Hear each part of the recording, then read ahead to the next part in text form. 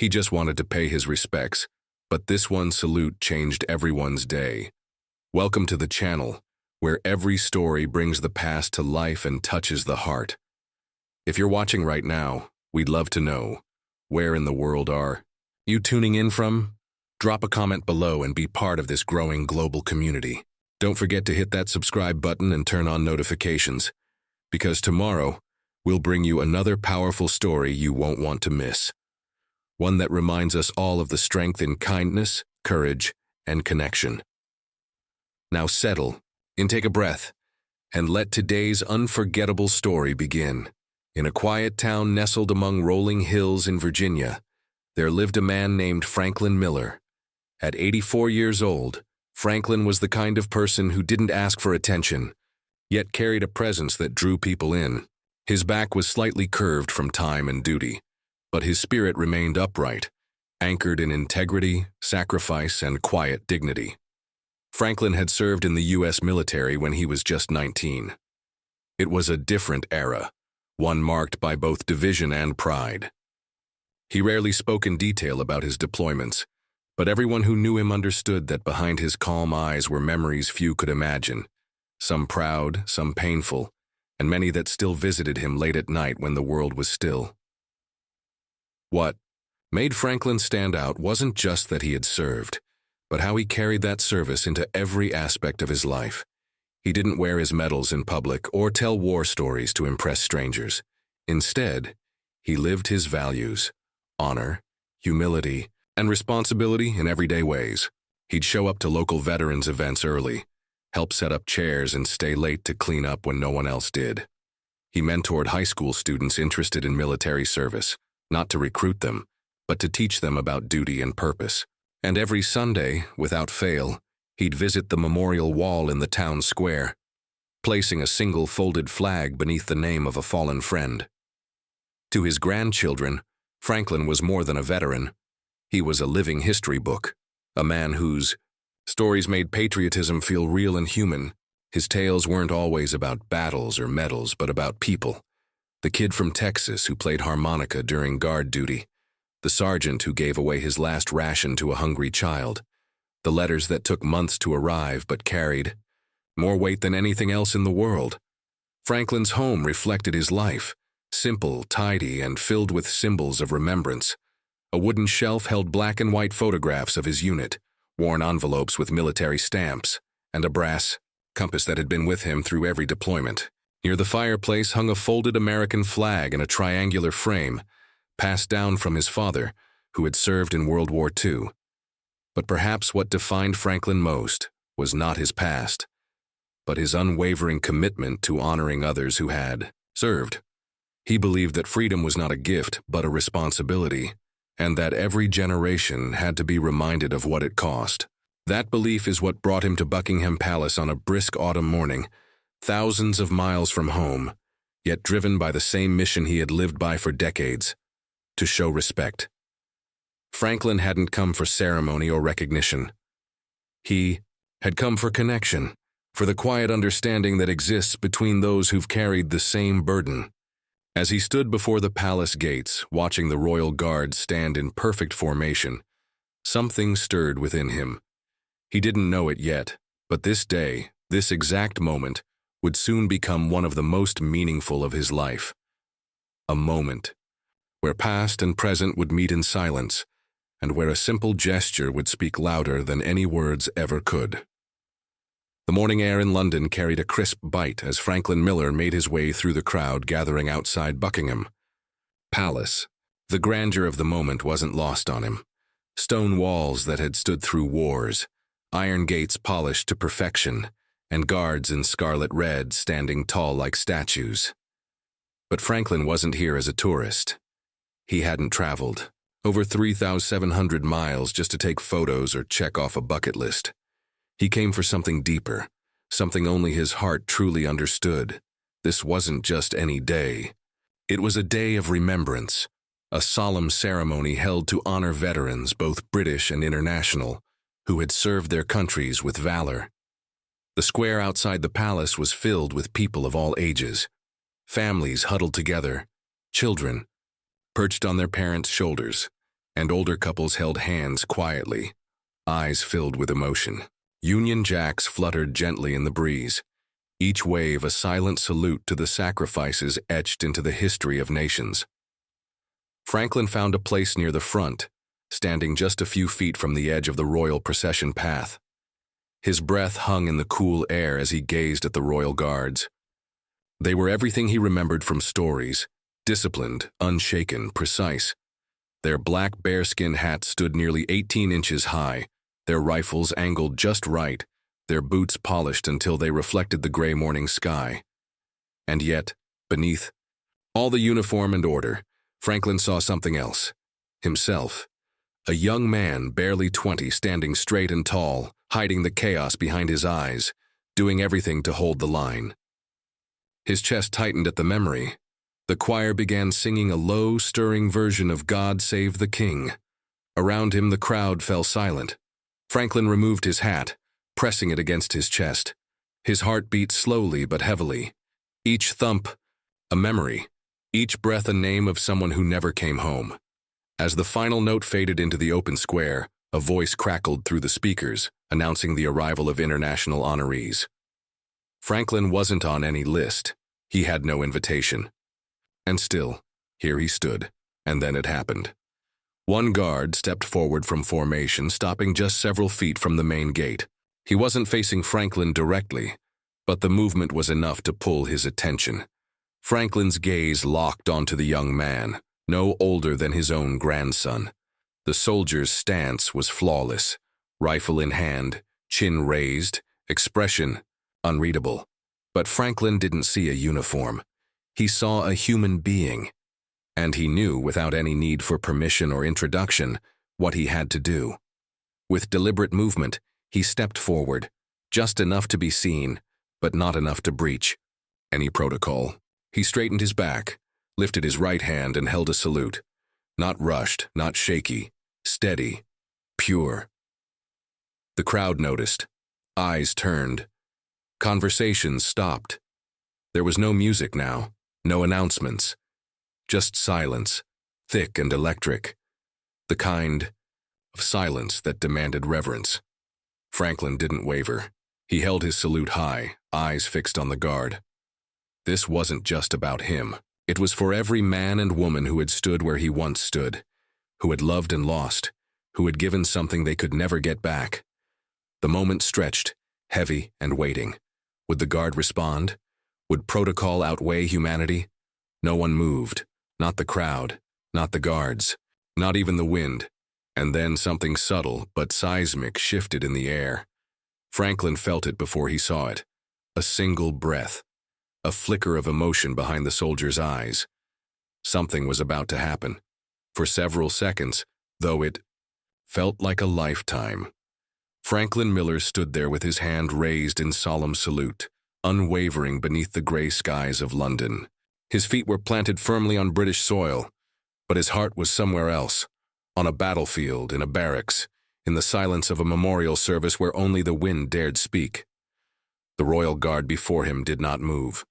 His posture remained perfect, carved in discipline. But behind the stillness, Franklin saw something shift. A breath caught, a blink just slightly too long. Not enough for the untrained eye. But Franklin knew. That was the breath of memory. That was the pause of recognition. And then something extraordinary happened. In full view of the crowd, in defiance of the strict, unyielding protocols that governed the royal guard, the soldier slowly lifted his right hand. The movement was controlled, deliberate, and filled with weight. He brought his fingers to his brow and returned Franklin's salute. It was not rushed. It was not out of obligation. It was an act of humanity. A collective gasp swept through the crowd. Mothers held their children a little tighter. Veterans in the front row rose to their feet. Teenagers lowered their phones, mouths slightly open. The buzz of the city faded behind a sacred silence that blanketed the square. Franklin didn't move. His eyes locked with the guards, one pair weathered by time, the other sharpened by duty. In that shared gaze, generations collided. One represented a past filled with sacrifice. The other stood watch over the future. The guard held the salute for several seconds before lowering his hand with quiet precision. His face remained stoic, but his eyes, just for a flicker, betrayed the emotion beneath. Moisture glinted along the bottom lid. He blinked it away, but not before the moment passed between them like electricity, silent but undeniable. Franklin lowered his hand, slowly, respectfully, as if folding a flag inside his chest. His lips pressed together, fighting back tears. His shoulders, once proud and squared, now trembled slightly under the weight of memory. Then from somewhere in the crowd, applause broke out. It was hesitant at first, just a few claps. Then a ripple, then a wave. And suddenly the entire square erupted into thunderous applause. It was the kind that didn't cheer. It thanked. The kind of applause that didn't celebrate spectacle, but truth. Franklin turned slightly to see the crowd. Faces of all ages were awash with emotion, some smiling through tears, others pressing tissues to their cheeks. For the first time in a long time, Franklin didn't feel like just a veteran. He felt seen, heard, understood. The guard remained still, as he was trained to do, but the crack in the armor had already shown, and no one who witnessed it would forget it, and neither would Franklin. As the applause echoed off the palace walls, Franklin took one step back, his heart pounding like a snare drum beneath his ribs. He hadn't planned this moment. He hadn't rehearsed it, but somehow, it felt as if the universe had orchestrated it from the start. He looked once more at the guard, his silent brother in arms, bound not by flag but by purpose. Then he turned back toward the crowd, his chest rising with each breath, fuller than it had been in years. He came to honor the past, he had awakened the present, and what came next would change everything. The applause hadn't just filled the square, it had cracked something open. As Franklin Miller stepped back from the guard, the noise around him didn't feel like celebration. It felt like release. A release of everything that had gone unspoken. Pain, pride, memory, grief. His salute had started it, but now the entire square was alive with something far greater. Among the crowd was a young woman named Julia, standing with her hands clasped tightly to her chest. She was in her 20s, visiting from Chicago, and had come to Buckingham Palace to honor her grandfather, an American soldier who had passed away just 3 months earlier. He rarely spoke about his service, but when he did, his eyes always drifted off, as if revisiting a place no one else could reach. When she saw Franklin raise his hand, and then saw the royal guard return the gesture, something inside her broke. Not in a way that hurt, but in a way that healed. The tears came fast and without warning, streaming down her cheeks as she whispered, "That's for you, Grandpa." She wasn't alone. Just a few feet away, Jim and Margaret, a couple in their late 70s, stood holding hands. Both had served, Jim in the Navy, Margaret in Army nursing. They hadn't worn uniforms in over 50 years, but today it all came flooding back. The long deployments, the quiet nights, the reunions, the funerals. Jim leaned over to his wife, voice thick with emotion. "I remember when we came home, nobody clapped, nobody said anything. But this means something." Margaret nodded silently, her grip on his hand growing stronger. "It means we weren't forgotten." Closer to the gates, a group of teenagers who had been laughing earlier now stood with their phones lowered. One of them, a boy named Alex, looked visibly shaken. "I've never seen anything like that," he whispered to his friends. "I didn't know it could feel like this." His friends nodded in silence, their usual jokes replaced by quiet stares. They didn't understand the full weight of military service, but in that moment, they felt it. And sometimes, feeling is the first step to understanding. Scattered through the crowd were even more connections. An elderly man in a wheelchair wiping his eyes, a mother holding her young daughter closer, a British soldier standing off duty among the civilians, silently nodding as if to say, "We're all the same, really." Something had changed. Franklin didn't know it yet, but that single act of honor had become a spark. igniting memory, empathy, and a rare kind of unity that transcended nationality, age, or language. For a few minutes, in the shadow of Buckingham Palace, no one was just a stranger in a crowd. They were witnesses to a moment that reminded them why remembrance mattered. The ceremony continued, but everything after that felt different. Speeches echoed louder, songs hit harder. Even the silence between events held more meaning. What had begun as a standard observance had transformed into something deeply personal. Franklin stood off to the side now, his shoulders no longer heavy, not because the pain was gone, but because it had been shared. And in that sharing, something sacred had emerged. This wasn't just a salute, it was a bridge between generations, between nations, between people who had never met, but who, in that moment, understood one another completely. And as the sky slowly began to clear, casting sunlight over the crowd, one thing became obvious. The story wasn't over. It was just beginning. Long after the last notes of the choir faded and the echo of applause drifted into silence, the square outside Buckingham Palace remained charged with something indescribable. It was more than reverence, it was awakening, the kind that doesn't just tug at your heart but plants something there, something that grows. Franklin Miller stood quietly to the side, still feeling the warmth of the moment that had passed between him and the royal guard. His chest was full, not with pride but with purpose. Around him, people didn't rush to leave, they lingered. Conversations bloomed like wildflowers after a storm, raw, honest, and deeply human. Julia, the young woman from Chicago, found herself surrounded by strangers who suddenly didn't feel like strangers anymore. She was still wiping tears from her face when someone beside her whispered, "That was my dad's uniform once." The woman's voice cracked as she spoke. "He served in Korea. We never got to say goodbye properly." Others began to chime in. War stories were shared not for glory, but for healing. Testimonies of grandparents, fathers, mothers, brothers. Each voice added to the invisible tapestry now hanging in the air, stitched together with sacrifice, remembrance, and love. A middle-aged man named David, who had been standing near the back, stepped forward to speak. "I didn't serve," he began, "but my father did. 30 years in the military. I used to think I'd never live up to that.